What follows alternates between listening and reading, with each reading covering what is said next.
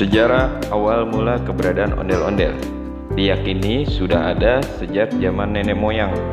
Hal ini sebagaimana yang diyakini oleh para sesepuh adat Betawi dalam buku Kesenian Nasional 6 Ondel-ondel karya Kustopo. Pada masa itu, ondel-ondel dibuat untuk keperluan upacara adat, yaitu upacara tolak bala. Ondel-ondel adalah kesenian khas masyarakat Betawi.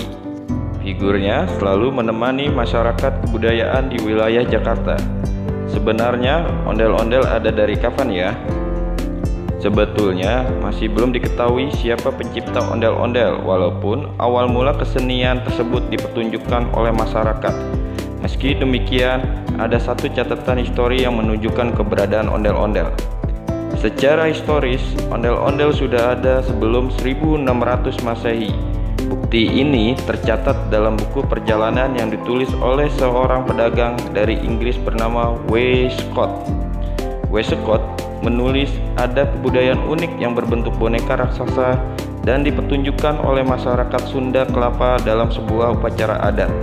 Pertunjukan boneka raksasa dalam buku catatan W. Scott itu tidak disebutkan namanya, tetapi para ahli meyakini jenis boneka yang dimaksud adalah ondel-ondel. Boneka raksasa yang terbuat dari kertas ini memiliki sejarah yang diceritakan secara turun-temurun. Dulunya, ondel-ondel dibuat untuk keperluan upacara adat penyembuhan wabah penyakit.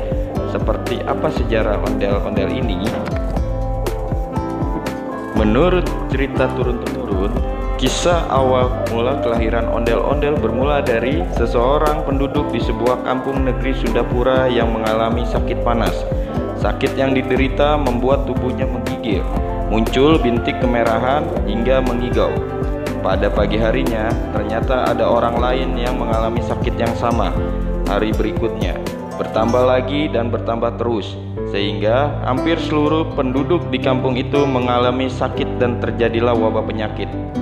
Waktu itu, berdasarkan penuturan Kustopo, belum mengenal adanya dokter, apalagi rumah sakit. Bila ada orang yang sakit, maka dukun yang mengobatinya. Namun, dukun yang ada di kampung itu dilanda kebingungan dengan wabah yang menyerang kampungnya. Dikisahkan, dukun tersebut bermeditasi untuk mencari petunjuk obat mujarab dari Yang Maha Kuasa dalam menemukan. Dari meditasinya, sang dukun memperoleh pesan atau wangsit untuk membuat bentuk orang-orangan yang berukuran sangat besar. Orang-orangan ini disebut sebagai perwujudan dewa penolong yang akan mengusir roh-roh jahat di kampung, tulis Kustopo. Akhirnya penduduk kampung itu membuat orang-orangan berbentuk besar tanpa nama dengan mantra-mantra dan sajian yang diberikan oleh sang dukun.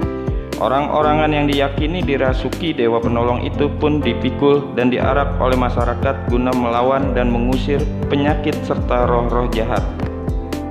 Ternyata, menurut cerita Kustopo, apa yang dilakukan oleh sang dukun dan warga kampung itu membuahkan hasil. Selang beberapa hari, seluruh penduduk dinyatakan sembuh atas wabah penyakit tersebut.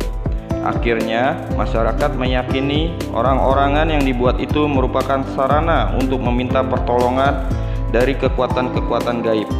Setiap musim, acara tersebut dijadikan upacara ritual yang diselenggarakan untuk menyelamatkan kampung dari serangan roh-roh jahat. Lambat laun, upacara mengiringi orang-orangan ini menjadi kebiasaan adat. Acara ini dirancang dan ditata dengan baik dan sempurna. Pemukulan kentongan diatur dengan indah dan tertib, sehingga memunculkan irama yang merdu dan jadilah musik pengiring yang enak didengar telinga. Sedangkan asal-usul penamaan ondel-ondel tersebut berawal dari ukuran boneka orang-orangan yang sangat besar.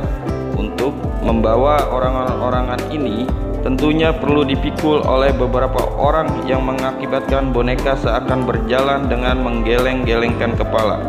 Dari gerakan menggelengkan kepala itulah akhirnya sebutan dari masyarakat untuk orang besar disebut yakni ondel-ondel, nama yang dikenal hingga saat ini. Pada kepemimpinan Gubernur DKI Jakarta Ali Sadikin pada tahun 1966 sampai 1977, ondel-ondel dijadikan sebagai boneka seni khas Betawi. Dikutip dari sumber belajar Kemdikbud, ondel-ondel juga menjadi seni pertunjukan rakyat yang menghibur dan diiringi musik khas Betawi seperti tanjidor, puncak Betawi, bende, ningnong, rebana, dan ketimpring. Saat wajah kota Jakarta berubah menjadi lebih modern pada tahun 1960-an hingga kini, wajah boneka raksasa itu tampilannya tidak lagi seram dan berbau mistis. Wajahnya dan gambaran dari ondel-ondel masa kini tampak lebih manis dan bersahabat. Hal itu sejalan dengan fungsi ondel-ondel yang berubah dari boneka tolak bala menjadi boneka penghibur bagi semua kalangan. Itulah kisaran cerita tentang sejarah ondel-ondel sebagai kebudayaan Betawi. Terima kasih.